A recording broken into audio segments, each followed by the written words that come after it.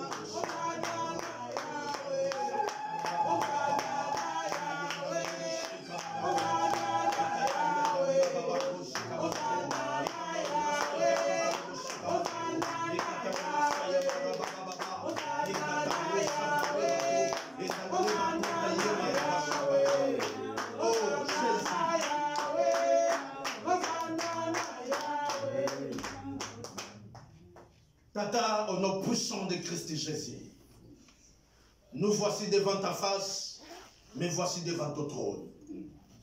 Agrée-nous ce matin, Seigneur notre Dieu. Sois attentif, Père éternel, à la parole qui va sortir de ma bouche, Seigneur. Père, au nom puissant de Christ Jésus, la Bible me dit, c'est poussé par l'Esprit que les hommes ont parlé de ta part. Tata, tika ete kalula disparaître. Yo apparaître, Seigneur notre Dieu. Cher Saint-Esprit, je me souviens Mokolo mosusu oyebisaka ngo ozali compagnon na ngai. Mokolo mosusu oyebisaka ngo ozali ami na ngai. Mokolo mosusu oyebisaka nga esika nyonso na kotelema yo kotelema elongo na ngai. Saint-Esprit, tikete na disparaître, yo apparaître. Nazana monoko, nazangi maloba. Tikete maloba na tonga na lelo, e ute pai na ngai te kalula, po naza moto. Me ute pai na yo nzambe tata. Maloba nyoso yo lobaka. Tata, e simbaka bongo ina moto, e pesaka sens na bongo ina moto, pe orientaka moto, pe pesaka solution Seigneur, pe memaka lobiko. Tikete na tonga na lelo, yo moko nzambo na tanzoto.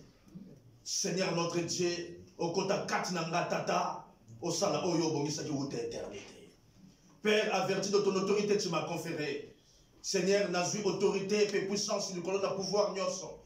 Oisa satanique, démoniaque, oisa monde kabbalistique, imperféré, infernal, il y a presque les reines des eaux.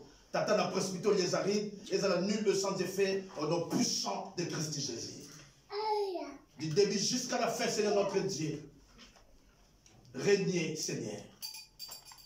Régnez, Père très saint. La Bible me dit de l'aurore, les aveugles voyaient, les paralytiques marchaient, les sourds entendaient, Seigneur notre Dieu, et les morts étaient ressuscités.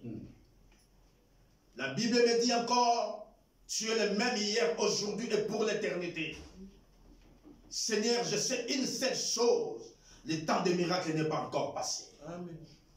Béni soit ton nom, à jamais et pour toujours, au nom puissant de Christ Jésus, nous avons ainsi prié. Amen. Amen. Dans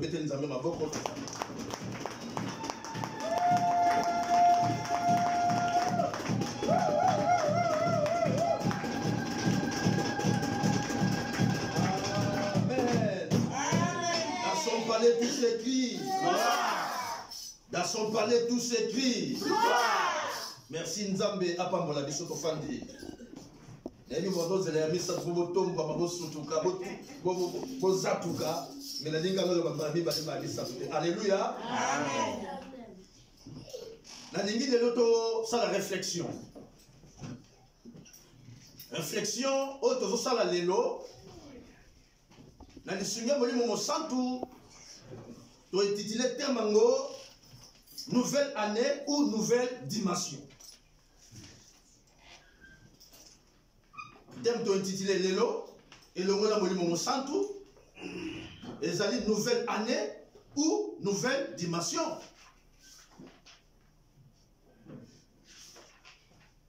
Chaque nouvelle année est porteuse de nouveaux espoirs. Chaque nouvelle année est porteuse de nouveaux espoirs. Chaque nouvelle année est porteuse de nouvelles résolutions. Chaque nouvelle année est porteuse de nouveaux vœux. Année nyoso oya sika mutakotaka. Na yemo ko mutazo zala déjà d'espoir. Kokota nanga année oya sika. Nebi makambo mususa sika pezo kota kata bomo ina ngai. Mutazala ne liki ya tango nyoso tu. Année oya sika nebi nazo so ba décision mususu. Situation yangi ko changer mutu nyoso kota na espoir wana ne liki ya wana.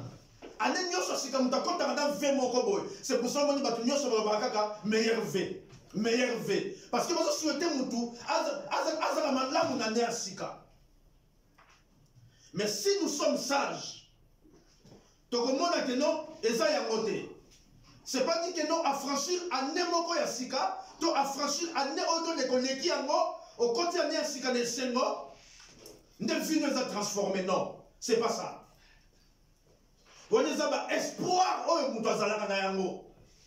Alors dit non, dès qu'on a franchi déjà 2019, 2020, c'est année. Il y a espoir, année. Il y a visitation divine, il y a année. Oui, bah, tu vas proclamer, on avait église partout, tu vas proclamer un mot. Mais, et l'icône va dire ceux qui doivent franchir année à Sika, ne vie n'a se changer. Non. Quand on franchir année à Sika, il y a moitié qu'on change vie n'a Alléluia. Mais la nyoso wana, Nino est très important. Est-ce que entrer dans une nouvelle année, il y a moins très important? ou entrer dans une nouvelle dimension de notre existence. Il y a un des très important. Parce que Sylvain, c'est très important. Quand on est en 2020, il y a un des important. Tant qu'on est en 2020, il n'y a ni une nouvelle dimension de ton existence. Il y a un des très important. Parce que nous sommes bonne année. Oui, et ça m'a bêté. Mingi, chaque année, ils ont encore dans le champ de bataille. Tous on a contre-vité. Mais nous avons pas à réussir. Nous avons vivre l'année 2019. Pourquoi l'esprit des gens pour finir contre 2020? Mais tant qu'on compte en 2020, on peut ça là, nini. C'est ça ce qui est très important. Qu'on compte en 2020, ou bien qu'on compte en 2020, on a une nouvelle dimension. On a c'est ça, ce qui est très important. Alléluia. Amen. Et là, quand on peut retenir, ceux qui ont allé dans posa, vu la biso, et recevoir une nouvelle impulsion. Il faut donc comprendre la façon dont Nzambe a travaillé. Nzambe a travaillé dans la saison, puis dans le temps. Alléluia. Amen. Nous devons comprendre la saison n'a été. En comprenant le temps où ils ont fixé pour n'a été, on Nzambe a béni pour changer la situation n'a été. Alléluia. C'est pour cela que la Bible dit que Nzambe a les maîtres des temps et des circonstances. Nzambe a travaillé dans la saison. Tous les gens qui ont la bilanga. Batu nyonso balonda na bilanga na mokili batala na saison. Le gros dans la saison le gros dans la poto awawa bazana 4 saisons na bango mais bango balonda na bango chaque année tout le monde a même ngomane botaka botaka et botaka na janvier moni manga na février moni manga na le 10 décembre on a manga.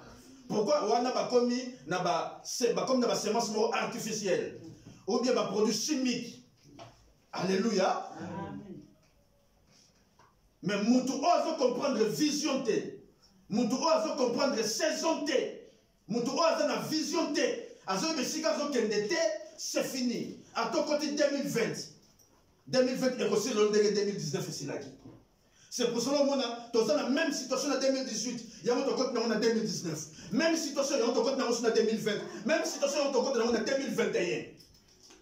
Pourquoi? Parce que nous devons comprendre sa saison.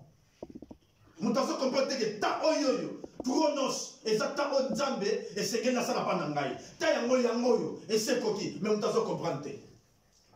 Le col nous devons comprendre. La bénédiction onzambe, chaque pembeni naye, na newana, yango personne de kakabo. Parce que nous devons comprendre la façon dont Dieu travaille. Alléluia. Nous avons ça parce que tu as dit bonne année, ton côté 2020, alléluia. Nous avons besoin de coup, nous avons sali. Non. Alléluia. Amen. Bon, nous avons sali, nous avons niasi ka oyozo kota. Il faut pas y avoir Luka. Et là, nous avons balingi pour nangai. Tant que nous avons battu ni on nous avons balingi pour nangai 2020. Au kotambola le kola bongo, le kola masua o ezangi gouvernail. Et ça dirige quand on a pépé. Ce qui problème est importé. Ce qui problème est importé.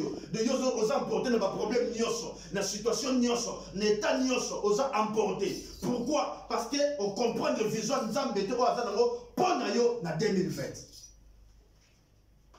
Alléluia. Amen. Est-ce que nous allons bien? Amen. Au comme la ligne de l'obélo comme on va bouleverser bino. Mais n'avez pourquoi dans le bango? La ligne on commence pas une nouvelle année avec une nouvelle dimension. Non. Mais on commence une nouvelle année avec une nouvelle révélation divine. Au grand on va dire que une nouvelle dimension. Non. Pose une nouvelle dimension. Il y a 2020. Il faut dans la révélation divine. On n'a pas besoin de révélation wana, vision wana nzambe. Il y a moi qui orienté yo, il y a moi qui canalisé yo. On comme si quatre dimensions surnaturelles les hommes maillot. Alléluia. Amen. Les choses se comprendre. On commence pas une nouvelle année avec une nouvelle dimension. Non, on commence une nouvelle année na révélation divine, na ainsi dit l'Éternel, na onzamba zoloba na yo. Il y a moi orienteur maman nana pour 2020 nos années 5 ans. Il y a moi orienteur maman mima pour 2020 nos années 5 ans. Alléluia. Amen. Et ce que le dit non, l'église, bisogno sur l'église comme la slogan. 2020 est une année à prospérité. 2020 si autant d'église, bah nous sommes là. Prospérité zate, ni la santé, même malade, il y a besoin de.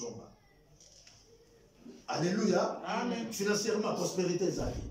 N'a pas foi et stabilité zate. Mais tu peux ça slogan, tu vas gagner la prière le 31 décembre. Mais situation sont changées. Non.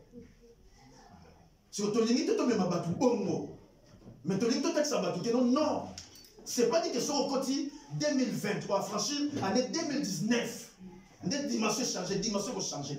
Il faut qu'on ait année avec une nouvelle vision divine. On zamba pesio, on zamba orienté yo. Il faut qu'on ait un mot. Dans le temps, si on peut savoir exemple, il y a batu oyo yo bakoti, bakotani na nzambe na dimension moko, na vision moko, na instruction moko ya Yesu Masia, vie na bango changer. Bible a dit dans Proverbe chapitre 29 verset 18. Bible a dit quand il n'y a plus de révélation divine, les peuples se laissent aller. Parce que les personnes ont été. Alléluia. De Moutou, et dans l'église, sur les gens vision et si quand il y a comme ma peuple en zambété, et si le peuple a abandonné dans Yemoko, abandonné tâtonner. Parce que Azoy Bati n'a pas le kolo wapi, n'a pas kende wapi, n'a pas bandé sikandini. Azoy Bati, peuple a tâtonné. Alléluia. Et même à Nersika, auto koti, vision auto zana ya Nersika, et vous avez slogan télé pour le Mobutu oye oye, impermiso ga, babila biso misoga, mais na est de bagwande bazokota. On les a slogan. Alléluia. Mais tolingi vision na biso za la slogan té, et za la vision pour la réaliste makamba ko kokisama. Même yo, il faut une vision au côté de la 2020 pour la foyer na yo. Il faut une vision côté de la 2020 pour l'état na yo, santé na yo. Il faut une vision côté de la 2020 pour la balle, pour la mobile na yo, pour la moussala, pour la lobby na yo, et pour le ministère na yo. Il faut une vision. Et ce qu'on a une vision, on a une instruction. Oh yes, après ce ton zamba yo, c'est fini. 2020, tu repasses en cas de cas 2019. Tu passes en peu à bongo, après tu es binzembo. Pourquoi? Parce que même situation, elles ont changé. Alléluia. Amen.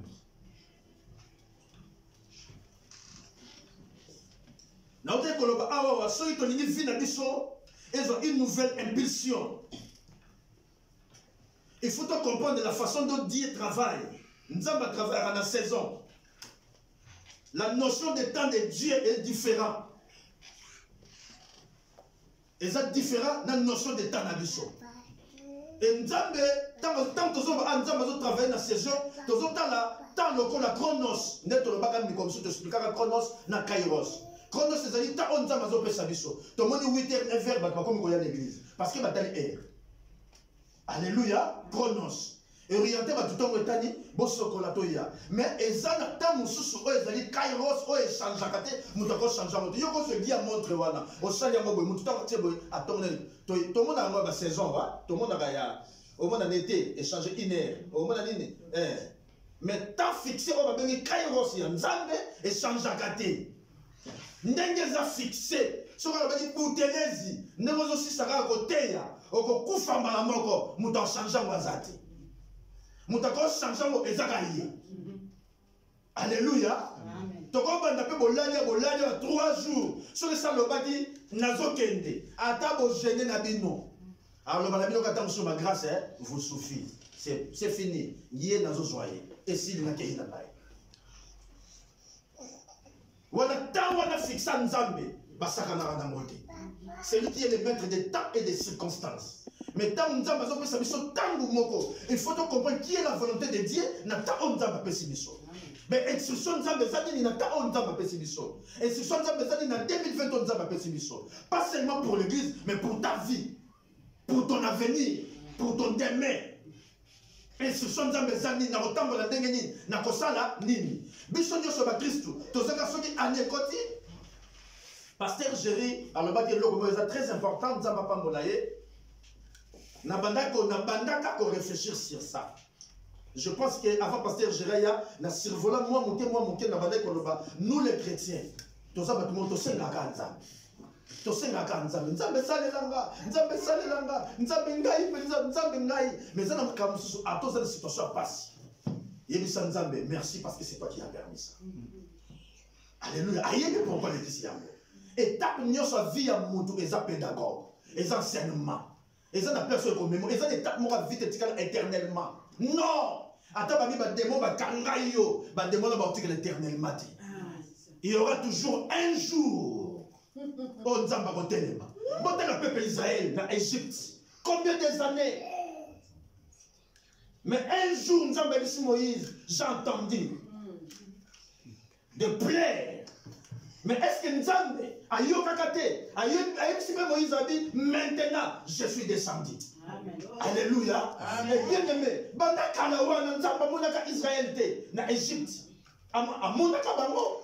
Mais il y a un temps pour toutes choses. Amen. Celui qui est le maître des temps et des circonstances. Amen. Alléluia. Amen. Et soukanango. Badiabulu bakanga bango kuna batiki bango. Tellement nzamba zo bango ko tikate nzamba ko frapper bango. Ti balobite oh c'est la main de Dieu. Basalini batiki. Alléluia. Même ndoki ko kango te éternellement. Ose kela muna yete. Oza ko appartenir na kolo moko boye. Mutu moko za kolo na yo. Donc oza ya ye, oza ya démonté, oza ba société, oza ya maladie. Ata maladie yango. C'est pour ça que c'est pas na kolo ya biso Yesu Masia. Batunyo ça dit que ça tourne par votre malade, madame colonie. Avant de ne quel veut que je fasse pour vous. On a l'ina bika, mutabiki. Asa pour ça tourne, est-ce que malade on essaye comme on te 2 ans déjà et bandaka ndenge azwa tango na kutute. Parce que nous sommes wana place mais malade fandi, ezaya batu wana te, eza malade wana te. Ezaya yé, les femmes récupérer comme na yé. Bien aimé, quelle que soit ba étape à vie qu'on passer na mo, yeba qu'un jour, nous allons voter. Amen. C'est pour cela que ce n'est pas chaque jour dans l'église, aux autres sengara tata pesanga. Na yebite so John Kennedy dans le bango. Alors ben loko moko, aux autres se poser la question qu'est-ce que l'Amérique a fait pour moi. Mais il faut me poser la question. Ni oyo sali pour l'Amérique. Ça veut dire la vision américaine. Le peuple américain doit contribuer pour l'Amérique qui est le boss. Alléluia. Mais tant que vous savez, pas Nzambe. Nzambe pesanga. Si vous n'avez pas là, Nzambe. Alléluia. Bien aimé, au grand côté nous na sika. C'est pour ça que nous avons le comme on a émis à échapper là passer Gérard Lobaki. Na souko na lobi que na badai ko réfléchir sur ça depuis. À lobi dans la Bible, au moins, nulle part il y a 60 ans. Nulle part. Et il a raison, nulle part il y a 60 ans. Même dans ma prière, non, on a ma prière action de grâce. Père, naïbi to yebi ngai, naïbi to yoka kanga, naïbi ko yanoli ngai. Merci pour yanoli ngai. Alléluia. Dans le niveau, asengate, asengaka mbala moko. Mukolo yebise nzamba bi tata, est-ce que coupe o ekolo ngali boso na ngati? Tant à comprendre que non, il fallait pas d'assemblée. N'a-t-il volonté de comprendre? Est-ce que, à l'obinabi, que ta volonté soit faite? Assembly, après comprendre que non, n'a pas tout comme n'a pas souhaité. Voilà le corps à mot. Abi non. Oh, il y a un peu sanguin dans les armes pour ça, et ça, la volonté de ta volonté non, écoutez ça. Ce qu'on a 2020, on continue la volonté nini. Bible le binabiso, quand il n'y a plus de révélation ou de la vision divine, les peuples se laissent aller.